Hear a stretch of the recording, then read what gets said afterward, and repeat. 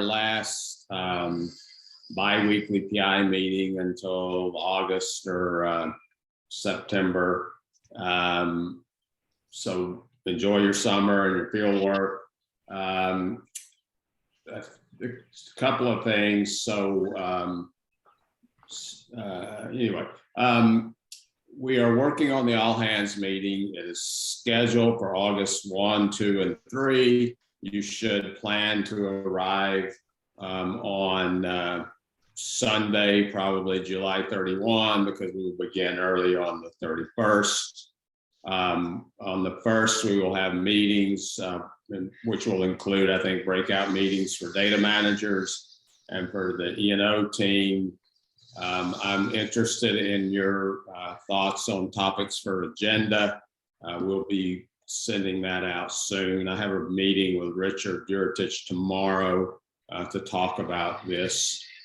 August the 2nd will be a field trip. I think University of Delaware is renting a bus and will take us to a couple of the field sites that they operate, that the coastal team operates. And then August 3rd, we'll have a half a day planning for the convergence accelerator that we discussed 2 weeks ago. I think Pam Sullivan will be there to lead us through that conversation.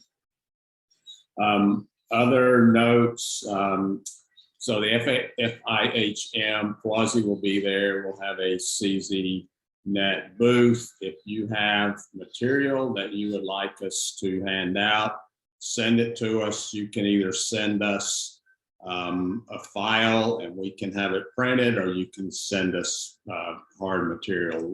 We're actually having our material printed in San Juan. It's cheaper. It's cheaper to print it there than it is to print it here and haul it down there. Let's see, all hands meeting. So I think those were all of the announcements that I had. The travel cost, Leishan, for the all hands meeting should come out of your thematic cluster. I think that there was guidance in the proposal, or in the call for proposals, to include that for the PIs. And so, you know, bring whomever you want to the meeting. I don't think we'll have a virtual option, at least for most of the meeting, but we do hope you'll bring your data managers and your E&O leads. Given that travel has been non-existent in the last 2 years, we would hope that you could be able to afford that. So NSF, you know, I'm going to talk to Richard tomorrow about supplemental funding. I don't know, you know, he may have a little bit, but not enough to cover everyone's travel to this particular meeting. So any other questions? I guess I just wanted to, I know that it makes things even more challenging, but if there's any possibility at all, at least for partial virtual participation, like, for example, I know my data manager is unlikely to be able to travel. And also, I'm not sure if I'm going to be able to be there. I mean, I'm already, not that scheduling revolves around me, but those were dates that I already knew that that were going to be difficult. So if there's some partial virtual participation, then I think it would probably help. But I understand that it makes it logistically more difficult. So for what it's worth. Yeah, no, I appreciate that. I think that the breakout sessions will probably be easier to conduct, you know, hybrid. I think the full session, you know, everyone sessions will be harder to make virtual. But yeah, we hear that. And I think that we should be able to record it. And I don't exactly know what University of Delaware's capabilities are for that, but that's my sense from talking to them. So, yeah. And we'll miss you if you can't make it. George, can I ask a real quick question about the sort of the education and outreach component that we might be discussing, because that might determine who I want to encourage to join me to come to this meeting. So if we think this will be an important component, then I'll try and mobilize somebody from the education and outreach team. So I think it will be an important component. Beth Boyer, who is the CZ Hub's co-PI for the education activities, has already told me she will be there. I think she's a NSF rotator, but I think she's getting excused or, you know, freed up to be able to participate in this meeting. So yeah, I think, Julia, if it's possible, it'd be great.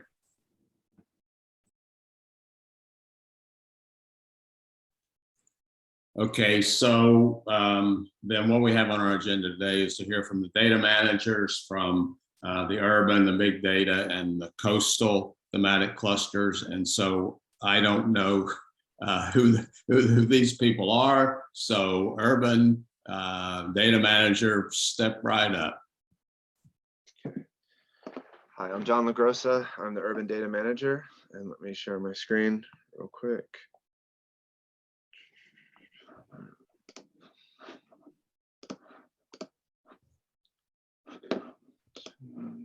Can everyone see that my screen? Someone has to, it says I need access. Someone has to grant me access. Is the message I'm getting.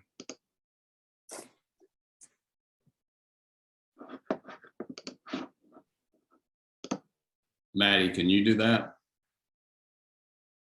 Yeah, I'm looking at the settings we have right now.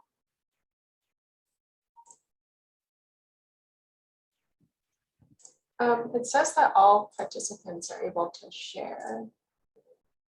Yeah, that's what I thought.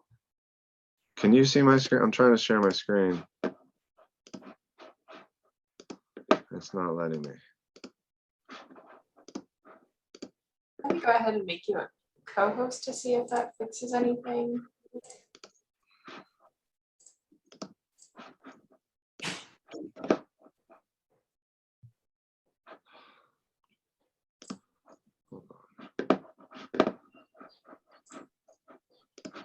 This has been a continual problem with a lot of meetings with a lot of people, I've noticed.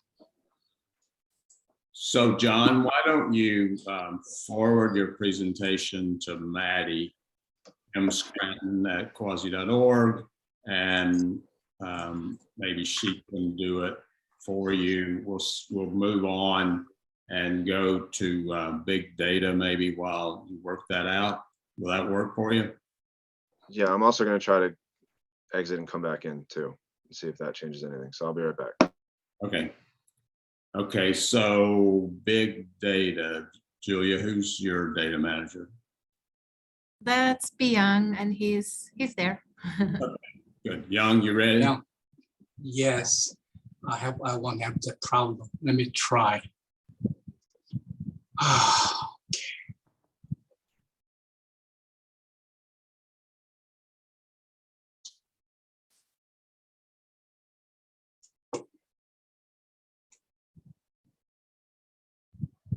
Okay,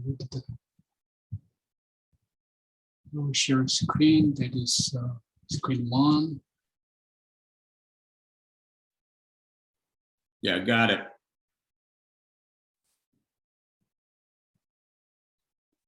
Okay, where did the slide go?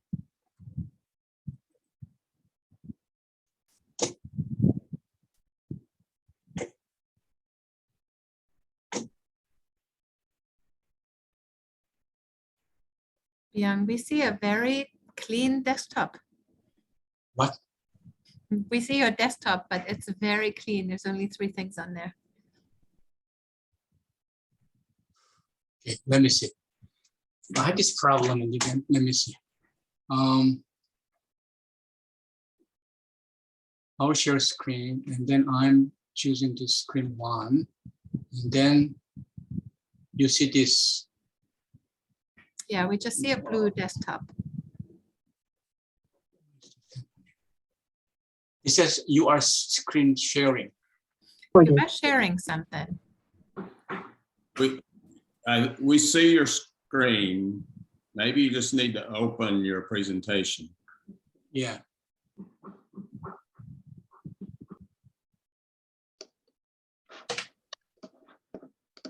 Why is this happening?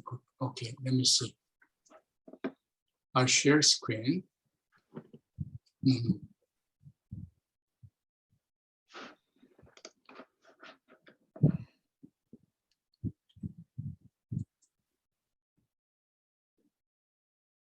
Okay, let me move this one to this side. I'll share screen. Do you see that all? Oh, do you see that all the screen with this big data cluster? Yes. Yeah, we got Okay. it now. Thank you. Okay, now I'm going to turn on the slideshow. Do you still see the screen? Okay, now.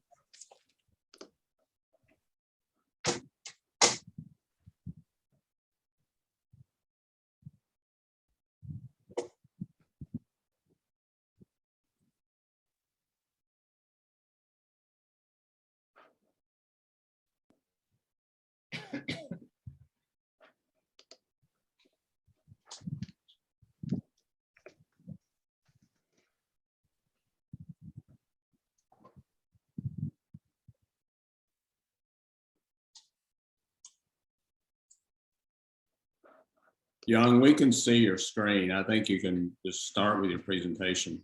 Yes. Let me first get rid of this one.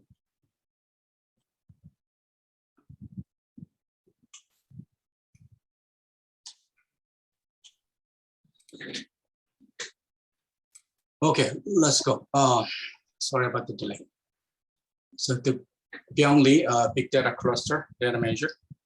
The big data cluster combines existing data, newly collected data, and complex systems analysis to test hypotheses around resistance and resilience in the context of overlapping disturbances in the environment. As such, the collection of new data is one important part of the work the cluster does.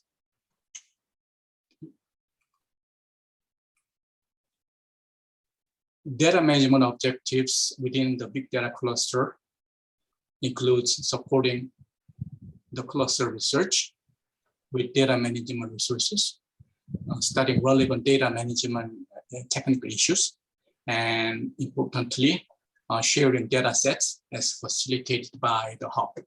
Okay. So let me see how I can get rid of this one.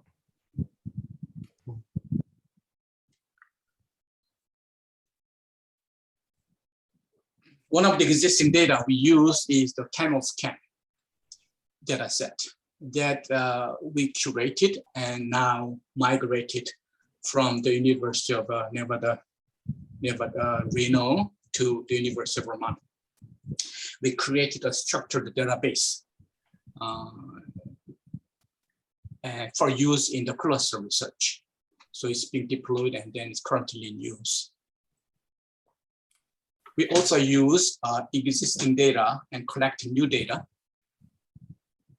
across several field sites for our analysis on disturbances in the Northeast and Southwest regions. In the Northeast, we investigate the long-term disturbances, such as shift in acid deposition, trends in increasing precipitation, and punctuated intense hydrologic events that we use using data from sites, including Slip-Plus Research River Watershed in Vermont.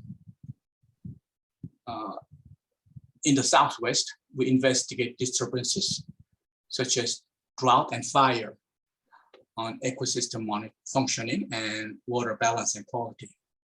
And we do that using data from sites in Illinois Creek Basin in California, and data sets in Utah, and Hemes River Basin in New Mexico. So what the Northeast team is studying is how catchment nutrient export responds to multiple interacting disturbances like acidification and extreme precipitation events and how the critical zone structure mediates this response. We have additional instrumentation for process-based investigation at the USGS Slippery Research River Watershed. And we combined 3 approaches. 1, long-term watershed monitoring. 2, experiments on catchment soils. And 3, reactive transport modeling at the watershed scale to also test specific hypotheses. Let me try to get rid of this thing.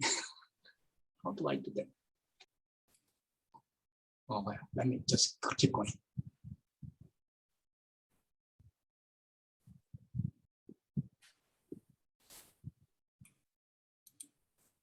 So in the first approach, we used long-term stream Q and solute concentrations that are collected by the USGS with our support. Per USGS rule, this data, we can make this data available on Hydrology as private only, and make them available to others upon request. So for this figure on the right, Slippery River makes for an interesting case study in the context of disturbances. For example, our trend analysis on stream dissolved organic carbon show significant increases prior and after 2004, while other Northeast watersheds show a different behavior. We are investigating critical zone attributes now to identify what is driving this behavior.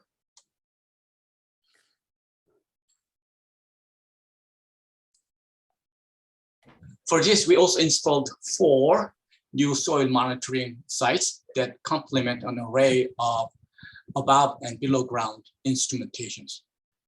Since this spring, the new sites collect high frequency data sites on soil CO2 and O2 concentrations, water content, soil temperature, and electric conductivity. This data will be used to understand watershed response to events, and will also be used to calibrate the reactive transport model that Kopi Lee's group is working on. Hydrology will be the likely repository for this data.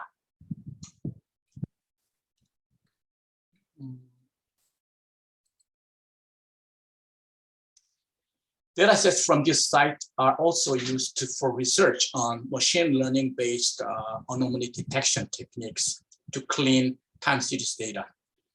Additional time series from sites in the Southwest, such as, forgot to mention that currently a Slippery Research Watershed data has been used, and additional time series data from sites in the Southwest, such as Logan River Watershed in Utah and the Illilouette Creek Basin in Yosemite, California, will be used next. We will upload the generated model data and the output data, such as detected anomalies, to Hydrology. And then the cluster was very delighted to hear from the hub that not only the raw original data, but processed data, even model data, outputs, and they are welcome to the hub as data sets to be shared.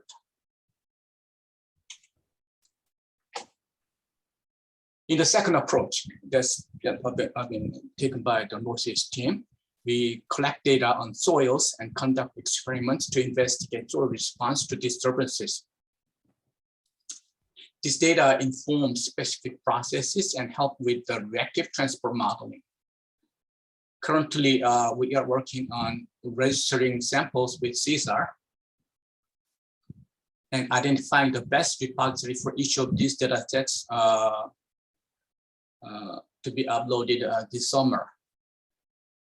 The plan is so far is to use EarthScan for solid phase data, like a soil carbon, nitrogen, particle size,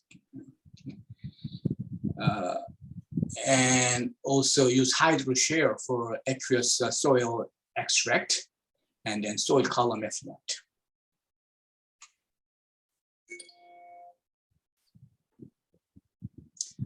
For watershed reactive transport modeling in the third approach taken by the NORSIS team, the input data will include many data sets already mentioned in other slides, and also will be mentioned in the following slides. The model outputs will include time series of spatial distribution of say, for example, soil temperature or relative water content in soil, hydrological connectivity, SOS rates, and DOC in soil water, as shown in the figure on the left. So they illustrate the temporal and spatial dynamics of water solutes and the biogeochemical reaction rates. Okay? So they will be all uploaded to HydroShare as well.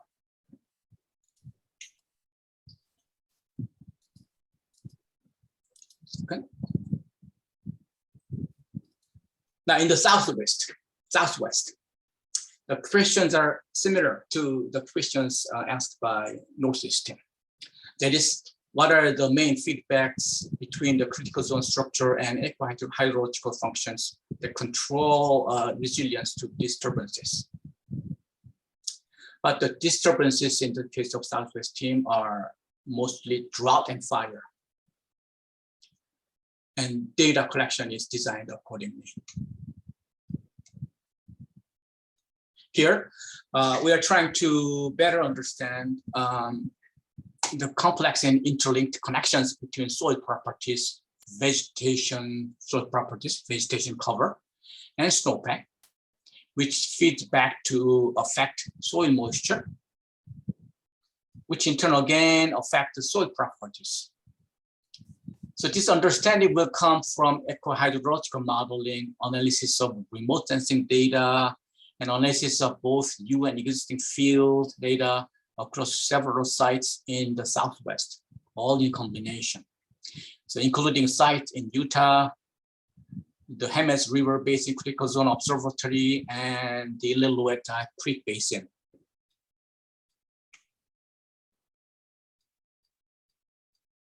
So here are examples of the Illilouette Creek Basin, where we have been collecting data since 2015. Okay, these three meteorological stations have been in place, and they have been collecting multiple weather variables through 2021. Okay, and now they are collecting only soil moisture.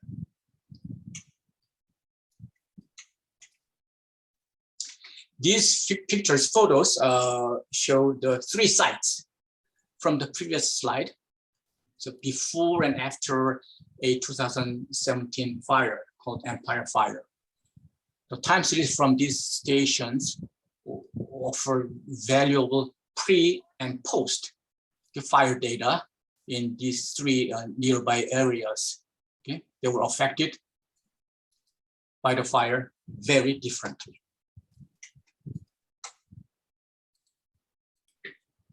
And this map shows the networks of old and new plots currently being monitored using time-lapse cameras that you see on the top left here, as well as temperature and relative humidity using hover sensor loggers shown in the bottom left photo here.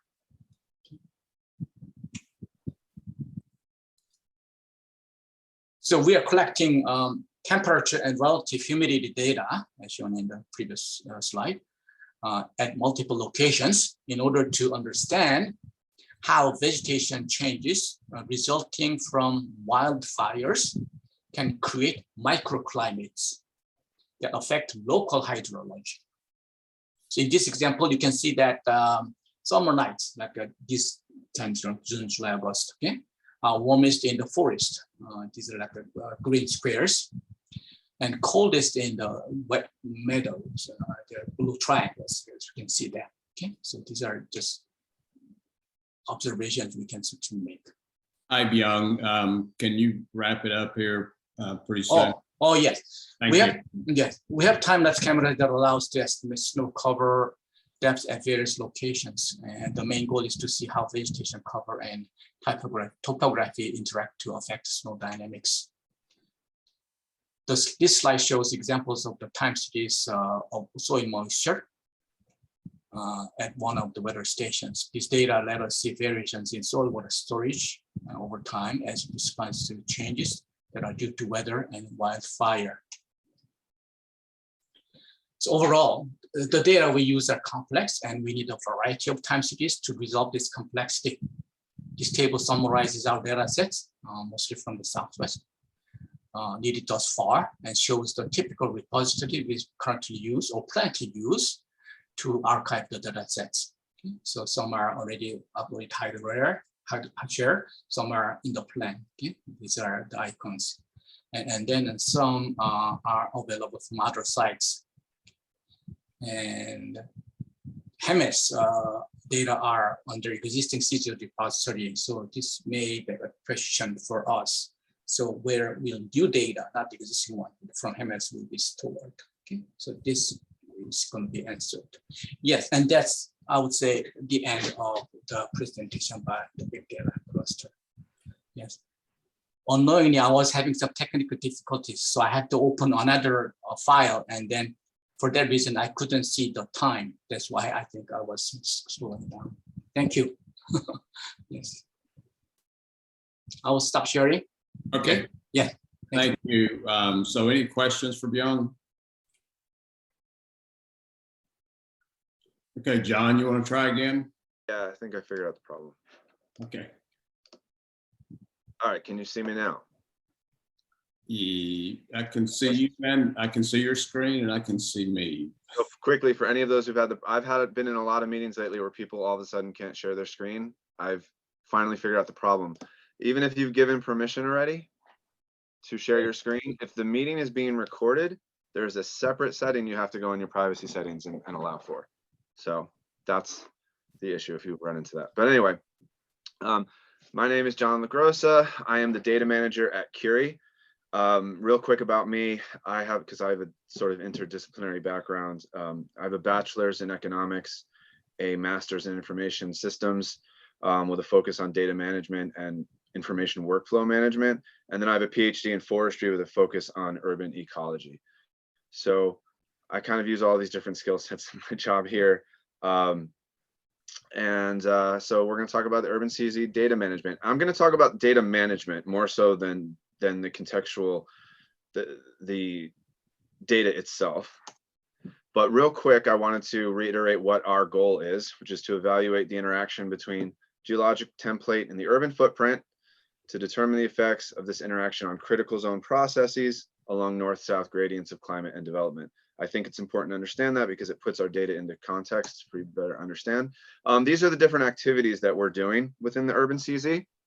So we've got water chemistry, hydrologic and geochemical modeling, geophysics for subsurface mapping, land use and land cover analysis, soil and rock core chemical analysis, and then sediment yields, watershed denudation rates. And so these are all the different components of the project. The main one that we've been focusing on this year is the water chemistry. But in order to support all of these different activities, there are a number of data sets that we collect. Water quality, soil cores, geophysical data, spatial data, and then literature data, which is just supplemental data to aid in our modeling effort that we get from pre-published data that's already been published from the literature. On the right side, you can see where our different sites are located. You can see that north-south gradient, they're all major urban areas. And Curie itself, where I work, is based out of Baltimore. And so, like I said, this year we focused on the water quality, and a lot of the processes and workflow that we've developed for this will also apply to the other activities down the road. But we really wanted to get this one up and running because the data started coming in almost immediately once we initiated the project. So for the water quality, we have two different types of, overall, we have two different types of data. We have time series, and then we have synoptics, which is more spatial. So for the time series, we have sensor data that comes in every 5 to 15 minutes, and we have grab samples at single station sites. If you, I'll show that in the next slide, that are taken biweekly. So we have this sort of time series component at one site over time, and then we have the spatial component where we have 50 stations on a given stream that we collect 2 to 3 times a year. And so those differences determine how we manage that data. Here you can see these stream gauges. These are all corresponding to USGS stream gauges, if I'm not mistaken. That's where the time series biweekly samples are taken from, these little green triangles. And these are all the different sites we have. I know for 2 of them, we're using USGS data that comes in for Swift Creek and Difficult Run, but for the others, we collect them ourselves. We have field crews. So the different data components for the water chemistry portion of the project, we have the data collection effort, which is the field crew. They take physical samples and they provide me with physical sample metadata. I'll show that in a second. That data then moves to the labs where they run their analyses on their machines. They report that data to me. We do a contextual QA/QC. That's what the labs do, meaning I'm not a hydrologist. I don't understand if values make sense. I don't understand if the data has meaning for the project, if there's something wrong in that regard. So the labs handle that QA/QC themselves. Then on our side, once I get that data and we curate it at Curie, Claire, and I together, we do a data integrity QA/QC. That means, does it fit the format that it's supposed to be in? Is the format consistent? Are all the values there? We put check constraints, which I'll show you in a little bit, on our databases, so to make sure that the integrity of the data is accurate, so that if somebody uses this data, there isn't anything in there that doesn't make sense that they have to contact us for. So that's more towards the publication arm of it and the visualization.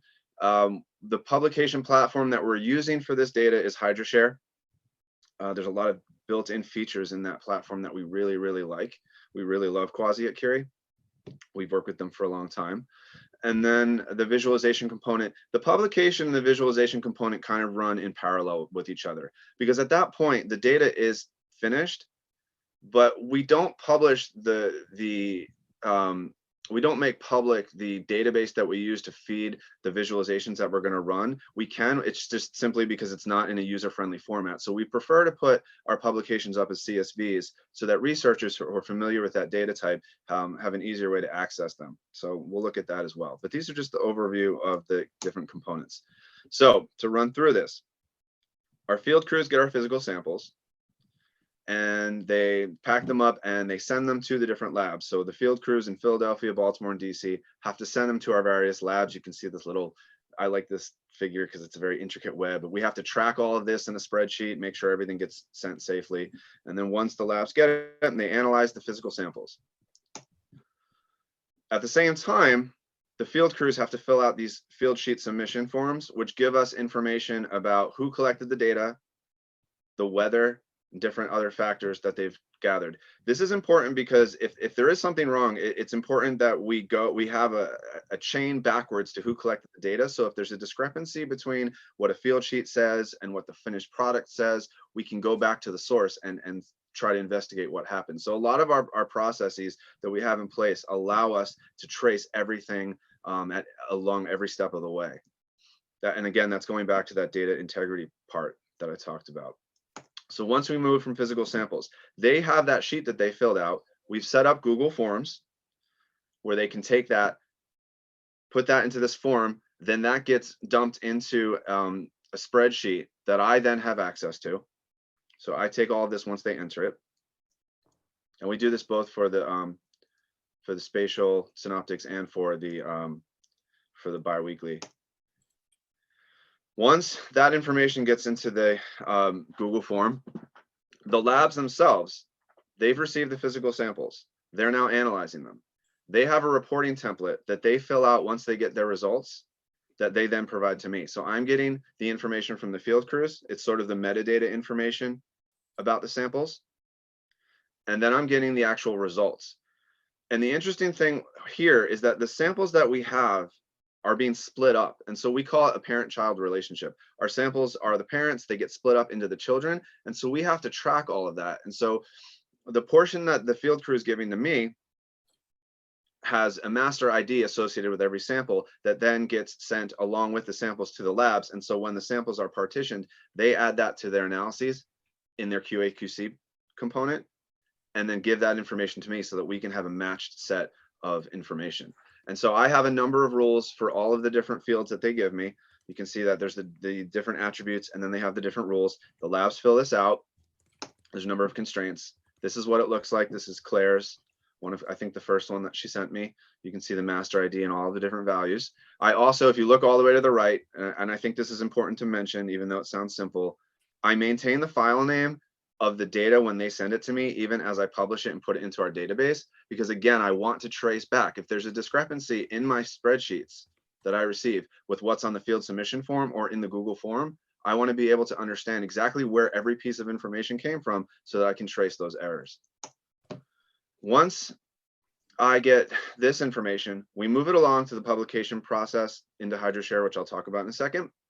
But we also have this visualization component that we're building. And so I've developed a SQLite database. And here you're seeing the code that builds that database.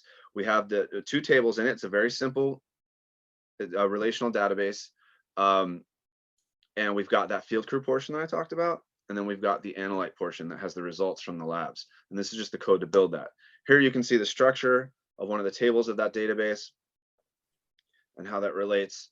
Moving on, these are the check constraints. And this is being recorded, so if anyone wants to look back at these with more scrutiny, they can. I have a number of different check constraints for the primary keys, establishing foreign keys. I have fixed values for some of the fields that so they can't enter in anything other than 4 or 5 specific values. And when I dump all the data I receive from the labs in this, it'll throw an error and tell me if it's something violates a constraint. This is the entity relationship schema for that database.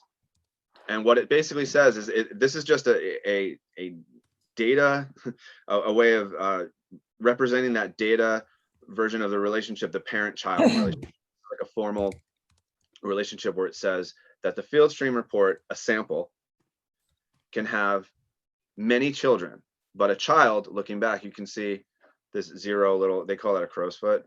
So a sample can have many children, which is an analyte, but an analyte can have one and only one parent. That makes sense, right? So a split from a parent sample, it can only come from one actual sample. It can't come from others. So that maintains that integrity in the database.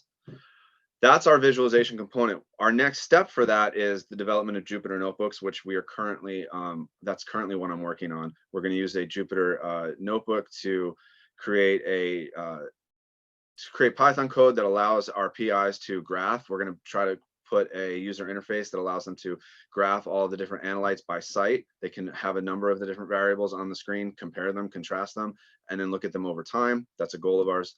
But in terms of publishing, we're using HydroShare.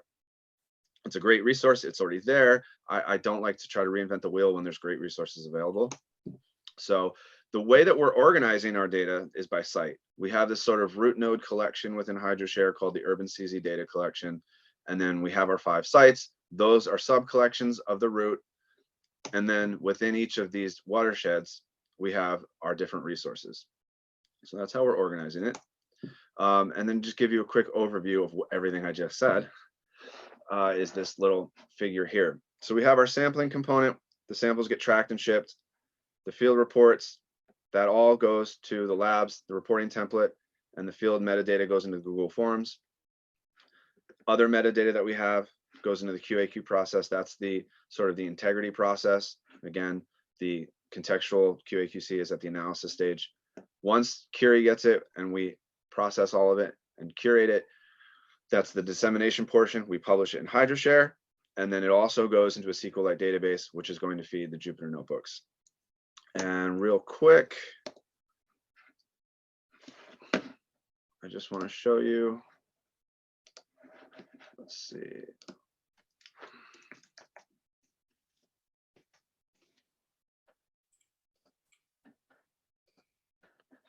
So what we've done to date, and I can show you the structure.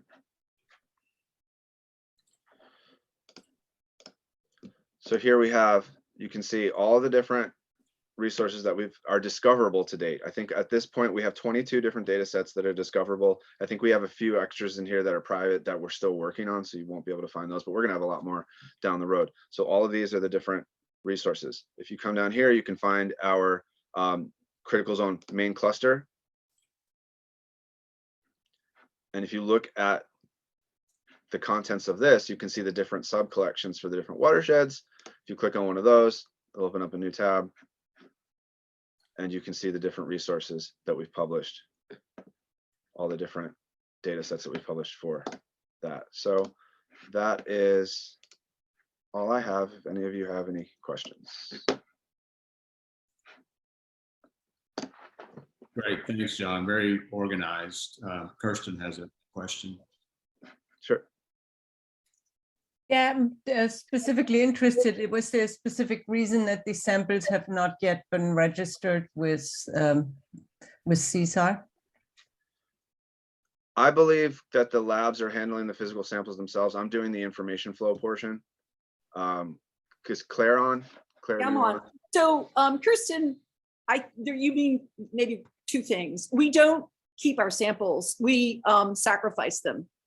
So there are no samples left. But in terms of, you mean registering their data,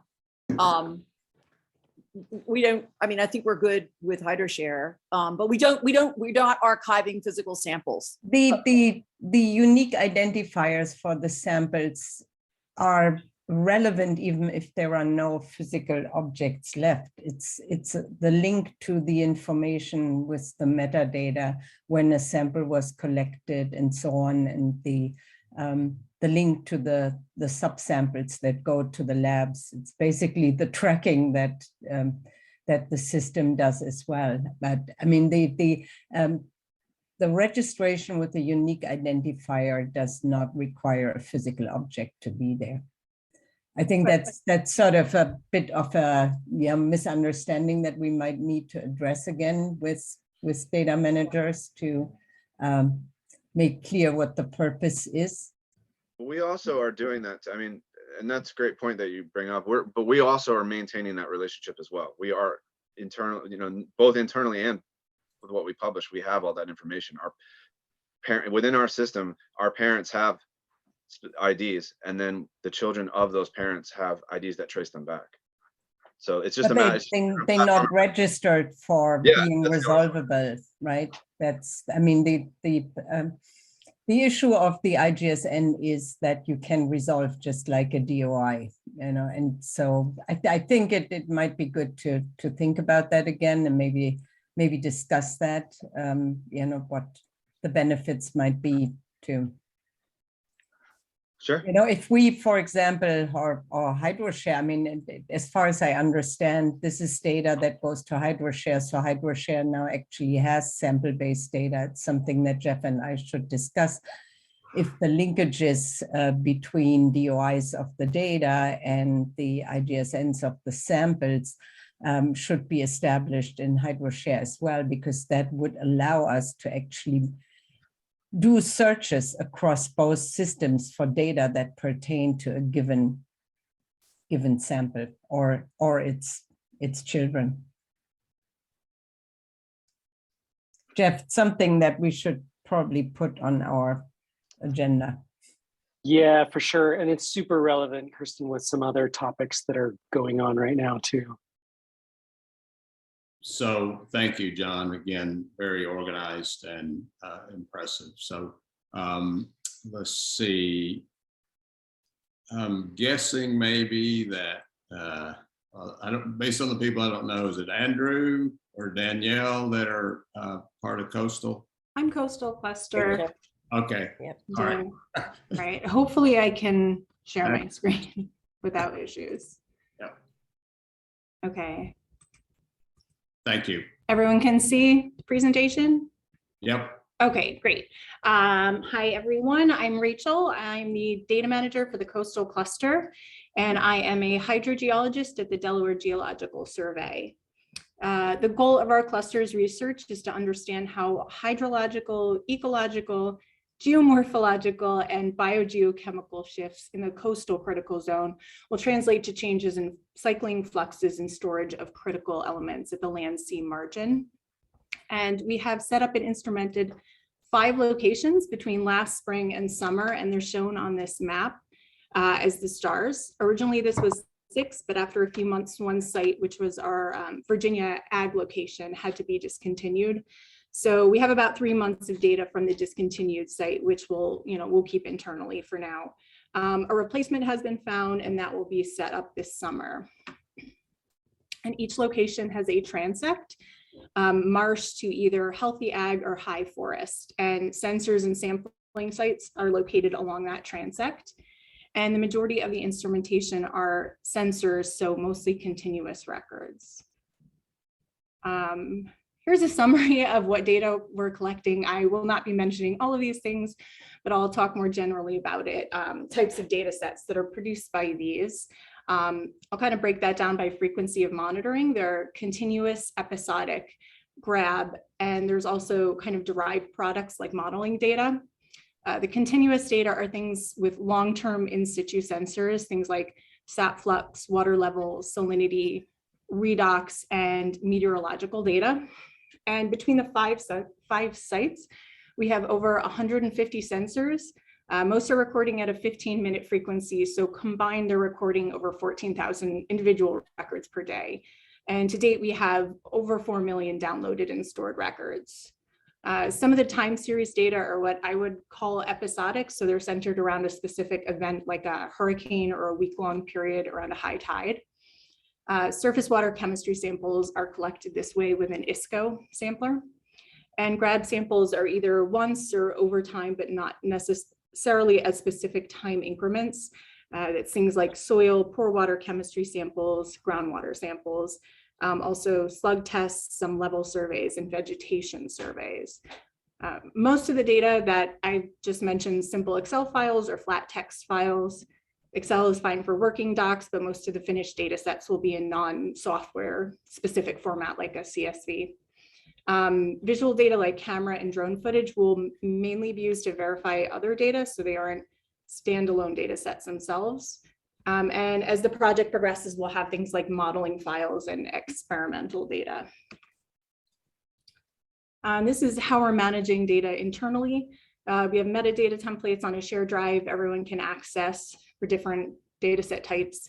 PI is encouraged to start drafting these once they're comfortable that they're past the setup stage and at the wait and collect stage. And sites are generally named in a way that describes their larger location, what environment they represent in a transect, what type of infrastructure, whether it's well, surface water gauge, soil core, and a depth indicator if that's applicable. And time series data is in a database with access just on an as needed basis. The data is indexed and its relationship with sensor deployment information is also stored in a separate table. We have it set up so everything goes in with either a provisional or pending flag, and we periodically evaluate the data quality and whether it meets our validation criteria. We can either accept, conditionally accept, or reject it on a deployment level. And the benefit of doing that is to prevent something from being shared even internally when it hasn't been reviewed and accepted. So doing this has saved us time when going back and, for example, finding pieces of data where the sensor had an issue, maybe it was set to daylight savings time or something. We wouldn't have to change in each individual record. And how we're sharing data internally, it's stored on a combination of shared drives, mainly Google Drive, individual networks, and some personal computers. Database queries are set up as we expect them to be finished data sets with named dictionaries for things that need more detailed descriptions instead of just an internal code name that we're using. Those can just be refreshed as needed when new data is added. We have an automated script to refresh the queries, which is set to run weekly. Data is posted on a Google Share Drive where the individual researchers and PIs have access. So to not mix up previous versions of those documents, they're just saved with the start date and an updated end date. We're also using a Python script using the HS client to update existing HydroShare resources with refreshed data and update the metadata with the new end date. And this is just by replacing the existing document with the new file. So it will remove any file type metadata when you do that. It's not automated. I don't think it needs to be, but it'll be a time saver in the future when we want to update everything as a batch periodically. And we recently came up with some internal sharing guidelines and best practices just within our cluster. They're intended more as a checklist when reaching out to someone to ask for a data set. Includes things like making sure the PI is copied or looped into the request and agreeing on future authorship and also how the data set will be published. So that last one is especially if it will break up a time series or a larger data set. And how we're sharing things externally. The majority of our data, I think, will live in HydroShare. Right now, some data sets are discoverable, but not public. And as we start to include more data sets for each file, I really like what John and Claire are doing with the HydroShare collections as a way to group things together by site. So I think we might start to make use of that. Data for the Virginia Coast Reserve, LTER site, will be posted to the EDI repository. And instrumentation that went in for CZNet is new, but the site was already established. So there's some legacy site data out there. And we also have a web mapper on our coastal website. I'm going to pull that up and show you what that looks like. I can do that easily. Can everyone see the web page now instead of the presentation? Yeah. Okay, perfect. So when we were just trying to make our data collection more accessible is through the cluster website, there is a web mapper with our sites. You can just zoom in to see the actual area that's being monitored, which will span across the, oops, too far, across the transect, marsh to ag, or marsh to high forest. This got very messy with a lot of individual data points on the map, so I switched it to a polygon. You can just scroll through the different data types up here. Very bird's eye view summary of what we're monitoring at each site, along with a PI name for someone to contact, a contact form on the website. And if there is an existing page or URL with more information, like metadata for sampling info, there will be a link here. So this will be updated as new data sets are posted.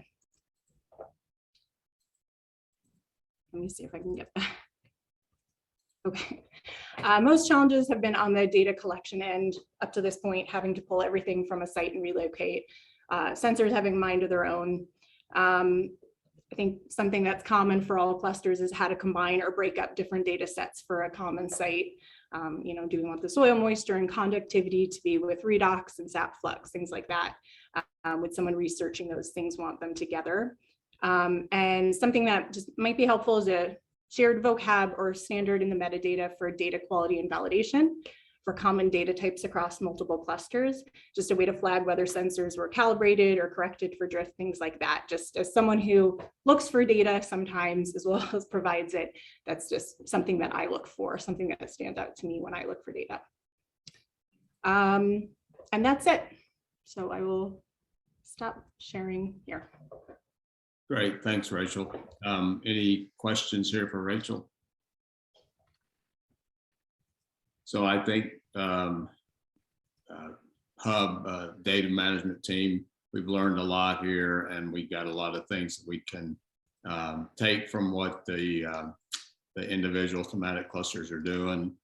I think we want Rachel's mapping capability and some other things. So thank you all for all of these presentations. I hope they've been helpful to you. Praveen asked what we were going to do with the presentations, and we certainly are going to try to take away some high-level lessons learned and bring those to you at the all-hands meeting. So look for the announcement about the all-hands meeting. When you see the registration for the hotel or the hotel registration link, you probably might want to jump on it. There are 60 rooms available near the conference center that we're blocking, or Delaware's blocking for us. And then there are a couple of other hotels that are a little bit further away. So if you want to be near the conference center, you might want to, you and your team might want to jump on those pretty quick. So I know it's hard. Everybody's will be away from their desks this summer, but we'll send you something. Anything else before we break for the season? Jared, a quick question. Is Cohassi going to cover the cost of travel and lodging for this all hands meeting? No. Quasi and NSF are covering kind of the logistical pieces, like the meals, the meeting space, the buses to visit the field site, but not the travel from the thematic clusters. I think, and this is what Richard told me, the PIs were to have included some money in their individual budgets for these kinds of meetings.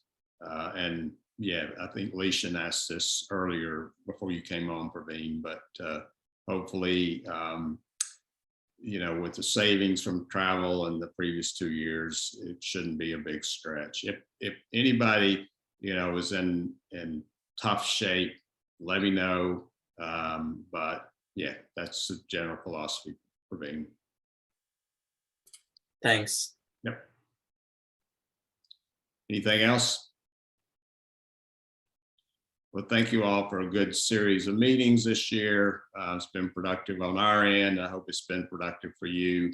And I look forward to seeing you in a couple of months, really. So have a good summer. Bye. Thank you.